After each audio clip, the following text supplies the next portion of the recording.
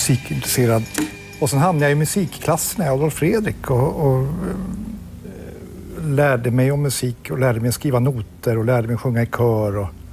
Så jag har alltid varit intresserad av musik. Och sen fick jag ju jobb som frilansproducent av video, vad som nu kallas videos. Vad som då hette promotion clips, jag snuttade, illustrerade poplåtar. Och så gjorde jag då Popside hette det, med Johan Segerstedt. Han gjorde live-avsnitten och så gjorde jag de filmade bitarna. Så filmade jag själv, klippte själv och vi sprang upp på Gärdet där som i Richard Lesters anda. Vi hade ju gått och sett Hard Day's Night och Help och tyckte det var jättekul. Så att jag lite grann imiterade hans stil, Richard Lesters stil.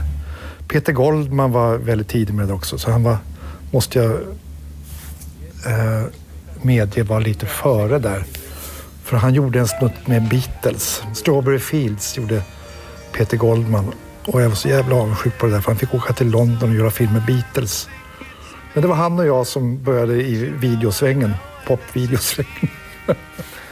Vi ska titta lite på svenska gruppen Mascots som du filmade jättemycket. Ja.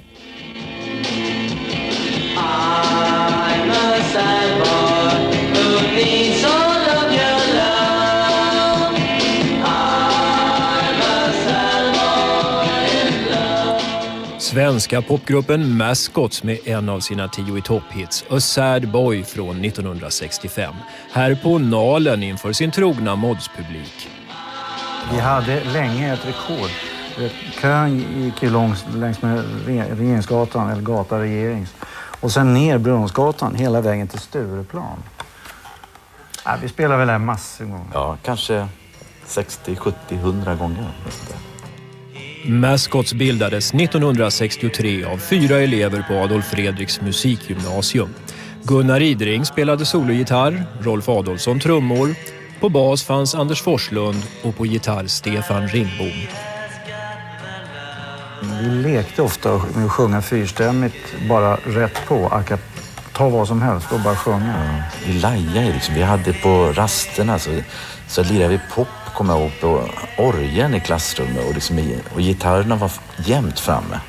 Och det var nog lite grann en revolt mot den klassiska musiken, inte minst. Yes, I know. Yes, I know.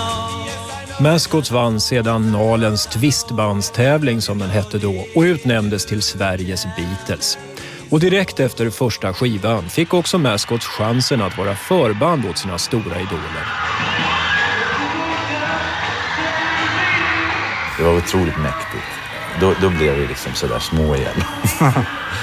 Och vi slussades igenom deras loge och sådär och hälsade på dem. Vi blev ju då presenterade som Sveriges Beatles. Liksom, det blev lite fånigt om man säger. Inför Beatles. Jag minns att jag tyckte det var lite skämmigt. Så. Mascots blev själva snabbt populära och fick också sina första skivframgångar. Alltid med egna kompositioner.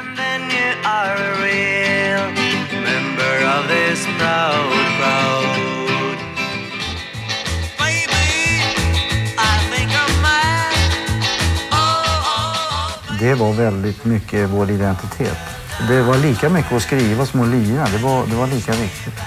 Och båda är eniga om vilken Mascots komposition som blev bäst.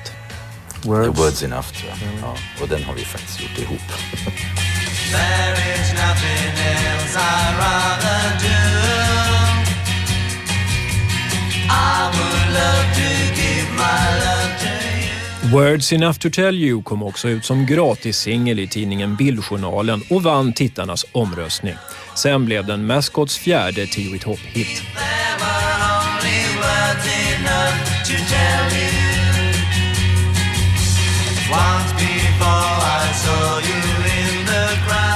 Medlemmarna var med mycket i poptidningarna, alltid med de senaste modekläderna. Jag kommer ihåg att liksom, större delen av det vi tjänade gick till kläder. Vi köpte ju kostymer och alltså, vi köpte så mycket kläder så det var inte klokt. På Rydholm så vi lät sy upp kläder. Carnaby Street. Ja. Tajta grejer som sprack när man klev upp på scenen. Mascots gjorde mer än 20 singelskivor under 5 år och 2 LP-album. Ett inspelat i England. Och hela tiden fanns målet att hitta en topplåt. Om man är en 10-toppetta så drar man mycket folk och då kan man ta ut mycket gage och då är det mycket glamour. Hur ofta? Det är förstås, det fordras glamour. Glamouren är back. Mascots var med mycket i svensk tv och 1967 gjorde deras kompis Lasse Hallström en humoristisk film om problemet med att få fram en hitlåt. Där fick han ju faktiskt med ganska många av våra ambitioner. Att man skulle hitta ett nytt sound, man skulle ha en gimmick, man skulle vara så crazy som det bara gick. Så för det var ju också väldigt inspirerande, som man tyckte att Beatles var på sina filmer. Man skulle hoppa upp och springa ut på ängar och liksom vara helt tokig så här. Och det kunde vi göra, för det är så roligt att vara tokig. Det är så roligt. Ja. Under Mascots sista år som grupp var Rolf Boffe Adolfsson sångare och bakom trummorna fanns Kjell Jeppsson. Här är en av de sista singelsatsningarna, Maureen.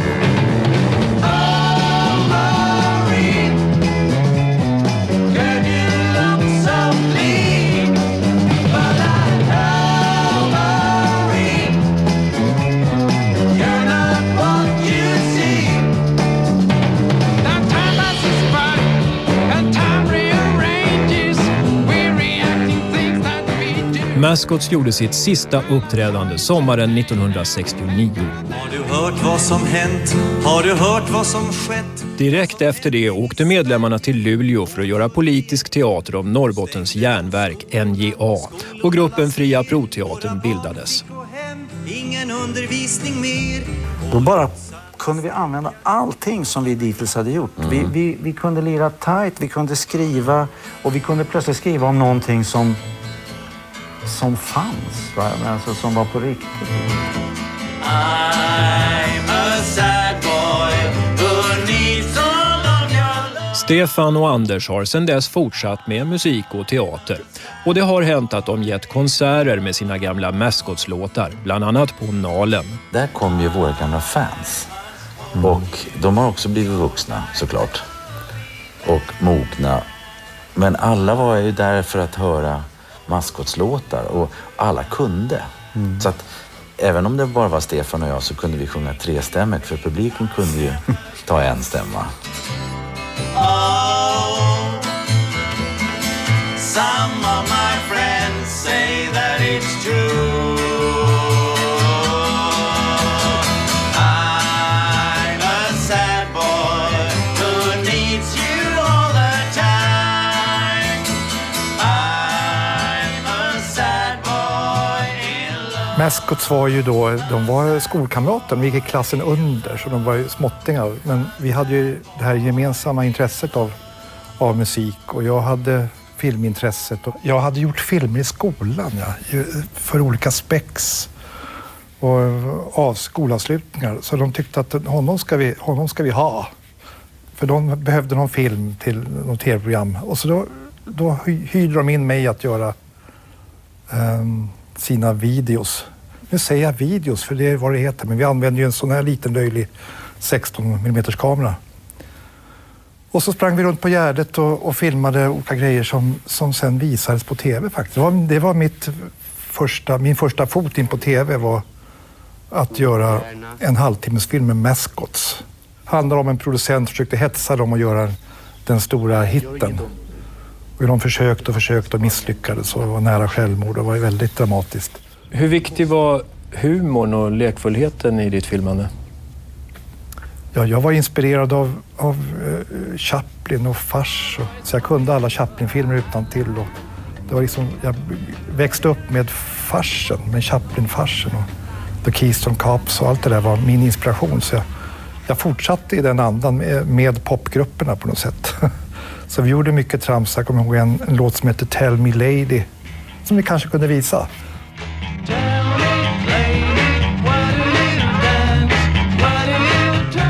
Där de springer runt och bankar man med stegar och trillar i baljor och med Mascots just. Och det är min favorit just när det gäller Mascots-filmer. Vi ska titta lite på en annan pionjär inom svenska humor och tv, Ardy Stryber.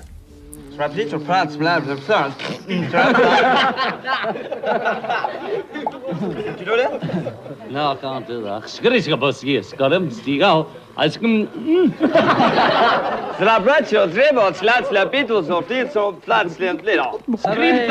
De tyckte det var lite konstigt och var inte riktigt med där från början. För den enda som hade lite humor och som tyckte det var roligt, det var egentligen John Lennon och så.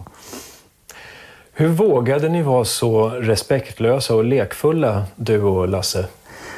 Ja, jag vet inte. Det fanns inga mallar hur man skulle göra tv. Vi tyckte att vi var glada amatörer och hade jättekul när vi gjorde det. Och det bästa beröm man kunde få folk som hade sett sketcherna sa liksom, ni måste ha haft jätteroligt. Men allting var improviserat. Vi hade aldrig någon manus eller någonting. Vi bara gick till rekvisita och plockade lite grejer som kunde vara kul att ha med och göra någon liten sketch av. 6, 5, 4. Påverkades du någonting av Ardy Stryvers och Lasse Åbergs humorprogram? De körde mycket med sådär 8 bilder i sekunden och de trixade väldigt mycket och det var mera karikatyr. Och deras humor var mera inriktad på det visuella kan man säga. Och det var inte vi. Magnus och Brasse var ju mina favoriter. Vilka utländska storheter inom rock och pop var du med och filmade sen i Popsverige? Ja, jag filmade så mycket folk. Så Jimi Hendrix kom på besök och gjorde 2-3 låtar på en filmstudio på Strindbergsgatan där. The wind cries,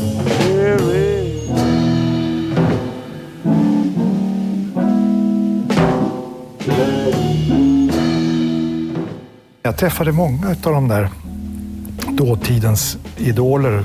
Paul Jones från England filmade vi flera gånger. The Hollies kom på besök flera gånger. Jag filmade dem ute på Djurgården oftast.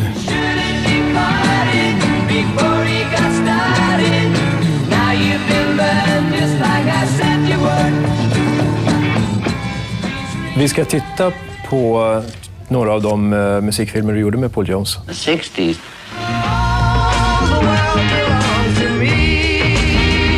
When I was 6 years old, when I was 6 years old, when I was only 6 years old, dimpled chin full of childish charm. I knew no want, I knew no gold, a mountain of building bricks in my arm. Engelske sångaren Paul Jones, ensam på Gröna Lund i Stockholm 1968 med en av alla sina 10 i topphits, When I was 6 years old. Paul Jones hade hela 10 låtar på svenska listan under slutet av 60-talet. De flesta högt upp. High time, long time, daytime, nighttime. I've been a bad, bad boy. Thinking ain't for me, no, no, no. Guns and lovers. It's an honor to free me, an honor to see me, an honor to have that privilege. Och Paul Jones själv förstår inte varför han blev en sån stor favorit i Sverige. Do you know, I never understood then and I don't understand now. Maybe I look Swedish. What do you think? No. Svensk TV åkte redan 1966 till London och intervjuade honom om hans definition av ordet pop. Popular culture, and therefore everything that's living and not fossilized. From a painting by Rauschenberg to a record by the Beatles. Men trots popskivorna var Paul Jones redan under studietiden i Oxford influerad av jazz och bluesmusik. I started my own group at university. By that time I was heavily into Muddy Waters, the Chicago blues, Muddy and Howling Wolf and Little Walter and Sonny Boy Williamson. And I wanted to form that kind of band, although I also liked Ray Charles and Jimmy Witherspoon and T-Bone Walker on the jazzier end of the blues as well. Paul Jones blev sedan sångare och frontgestalt i Londongruppen Manfred Mann. Men innan det var det nära att han kunnat skriva om popmusikhistorien rejält när blivande Rolling Stones-gitarristen Brian Jones försökte värva honom. Brian said to me one day, I'm going to start a band. And Keith's agreed to come in on guitar, so it's him and me on guitars. And I haven't really got anyone else yet, but would you like to be the singer? And I said, no, Brian, there's never going to be enough people in Britain who like our music enough so that we can make a living from playing it. And he said, okay, please yourself, I'm going to become rich and famous. So I said, yeah. And of course he did. And so the next time my phone rang and it was somebody saying, we're starting a group, do you want to be the singer? I said yes, and it was the Manfreds.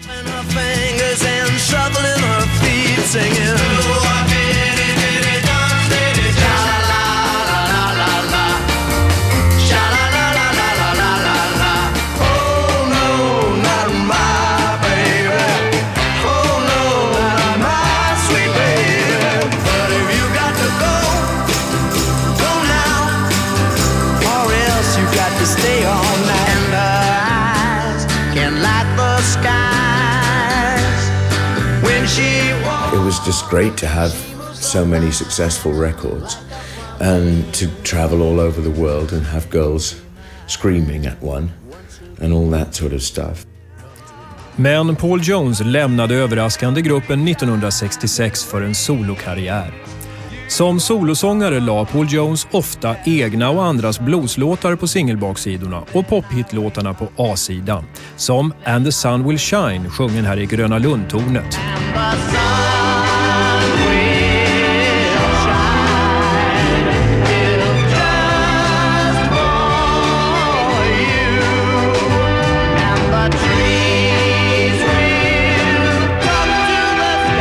In fact, Paul McCartney plays drums on that. His girlfriend at the time was Jane Asher. And my producer was Peter Asher, Jane's brother, from Peter and Gordon. And so Peter rang me up and he said, Paul McCartney wants to play drums on the session. So I said, is he any good? And Peter said, well, I think he is, yeah. Under de här åren var Paul Jones en firad stjärna med mycket pengar. Han besökte ofta Sverige för tv-program och folkparker. Och här Oppo Poppa. Paul Jones. I remember Oppo Poppa, yes. I've even got a vinyl album upstairs of, selections from Oppo Poppa. I certainly loved touring in Sweden. I really enjoyed working there. So I look forward to going back. Så sent som 1999 var Paul Jones här och spelade i svensk tv. There she was, just walking down the street singing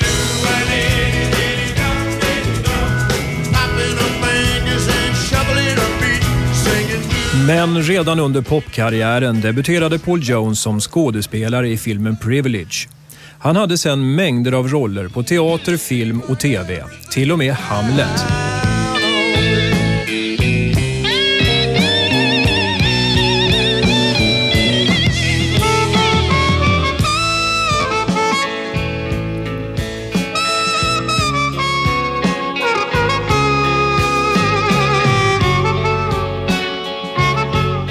Men det är ändå bluesen som ligger Paul Jones varmast om hjärtat. Han har sjungit i gruppen The Blues Band i snart 25 år nu och gjort bluesprogram i BBC varje vecka i mer än 10 år. Drygt 60 år gammal är han ständigt aktiv och lyckas hålla sig oförskämt ung. Samtidigt turnerar han ofta med de gamla Manfred Mann-medlemmarna och sjunger de gamla hitsen. We tour every year. And I love it.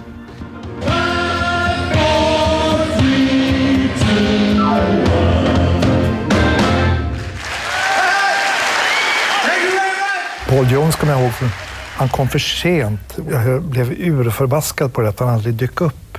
Och samtidigt var jag nervös inför att träffa honom. Och så dök han upp och han är oerhört engelsk gentleman och bad om ursäkt. Och sen sjöng Paul Jones då för fulla muggar uppe på Gröna Lunds scen. Och så åkte vi lite karusell och lite berg- och dalbana och så klippte vi ihop och så var det klart. Och uppe i det här lilla Gröna Lundtornet då?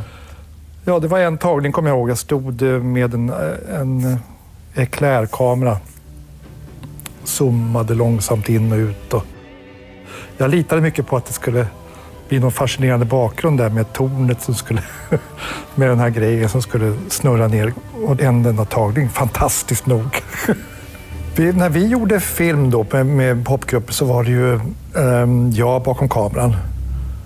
Och så var det Brasse, var ljudingenjör väldigt ofta. Så det var han och jag. Och vi hade ingen bil och vi hade inte råd med taxi. Så vi släpade utrustning som 50 meter i taget och tog oss ner i tunnelbanan. Så åkte vi då. Det var ju härliga tider. Oftast kom kameran tillbaka i delar, om man säger. Jag slängde ju kameran överallt, liksom vad som helst för att få en kul bild. Men när kameran landade i leran där, jag var inte så noga med att plocka upp ett. Men några som du filmade där det inte var så mycket humor utan mera stämningsfyllda musikvideo var Hounds. Ja. Though we've gotta say goodbye for the summer, darling, I promise you this, I'll send you all my love every day in a letter sealed with a kiss. Yes, it's gonna be a call of the sun. I'll feel the emptiness, I'll send you all my dreams. En av 60-talets stora svenska grupper, The Hounds, i en av sina 10 i topphits under 1966, 67 och 68. Andra stora skivframgångar var The Lion Sleeps Tonight och Exodus. Alla byggda på stämsång.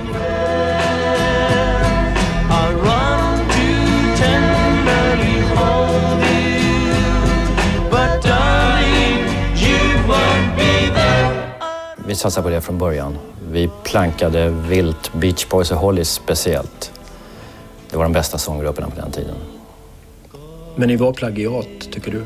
Ja, alltså alla grupperna på den där tiden, mitten av 60-talet, svenska popgrupperna vi var imitatörer, det är bara att inse det. Och det kan man skratta åt, men vi försökte lära oss spela gitarr som Shadows, sjunga i stämmer som Beach Boys och Hollies och så vidare.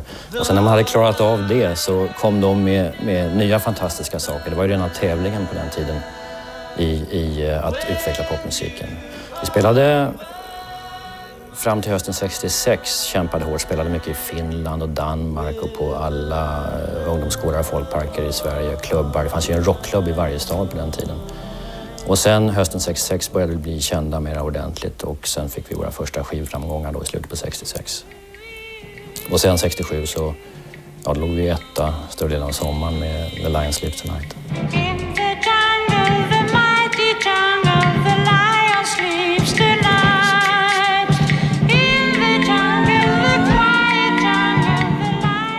Och TV, då med en enda kanal och ett enda ungdomsprogram i veckan, var förstås något stort med en enorm genomslagskraft.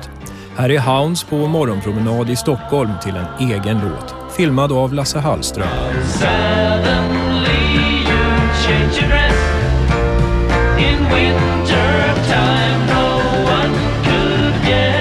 TV var väldigt viktigt. Det var alltså chansen till ett genombrott.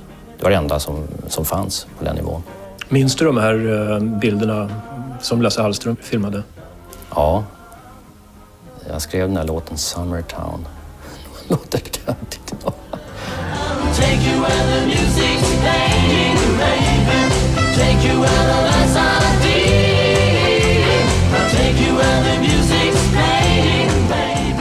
Men Henrik Salander och de andra ledsnade efter några år på turnerandet. Här är ett tv-reportage om Henrik från slutet av 1968 då Hounds upplösts. När vi började så var vi liksom ett glatt amatörgäng och vi sa det att vi ska hålla på så länge det är roligt.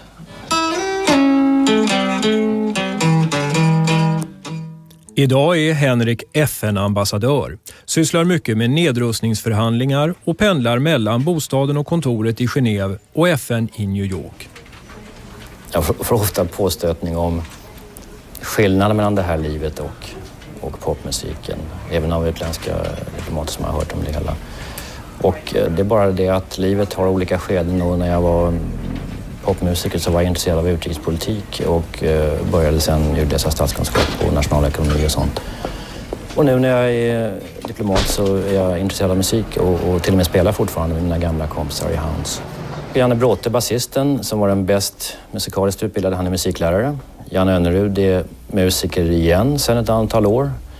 Lasse Wallander, vår andra gitarrist, eller första gitarrist, jag var närmast andra gitarrist, är ljudexpert på Autoliv.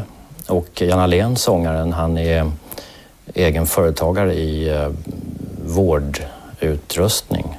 Vi har några spelningar per år och då åker jag hem från Genève. Flygbiljetten kostar mer än vad jag får i gage, men det gör jag ändå. Det är roligt. Och vi har spelat på Nalen ett par år sedan nu, 1,5 år sedan. Och det är vansinnigt roligt. Jag spelar lite grann gitarr eller piano då och då. Och jag köper gitarrer. Du vet, dessvärre är det så att när man är ung så har man bara råd att ha en gitarr, men då har man tid att spela. Nu när jag har råd att skaffa alla gitarrer jag vill, då har jag ingen tid att spela på dem. Så är det. Men grundregel är att man kan aldrig ha för många gitarrer. I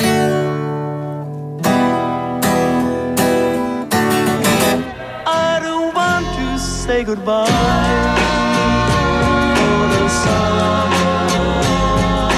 knowing the love will miss. Oh, let us make a pledge to meet in September and see it with a kiss. Jag lärde känna Henrik Salander som jag kände bäst från det gänget, som var smart och trevlig. Och då var vi ute på en båt, i en segelbåt och filmade, där vi då bara filmade stämningsbilder i Vaxholm och i skärgården. Sen fortsatte du att filma Gyllene Tider, ABBA. Vi gjorde musikfilmer om dem. Hur ser du tillbaks på den där tiden? Det var ju mitt liv under många, många år. Så att det är klart att det har ju format mig. Och Magnus och Brasse är ju en så stor del av mitt liv. Och de här filmerna med popgrupperna, det var ju så jag startade mitt yrkesliv. Och det var ju min filmskola. Det var så jag lärde mig göra film. Och att hålla i kameran och sköta det tekniska själv och klippa själv. Så det är någonting som jag tänker tillbaka på med värme och vemod lite. Det var ju jättekul.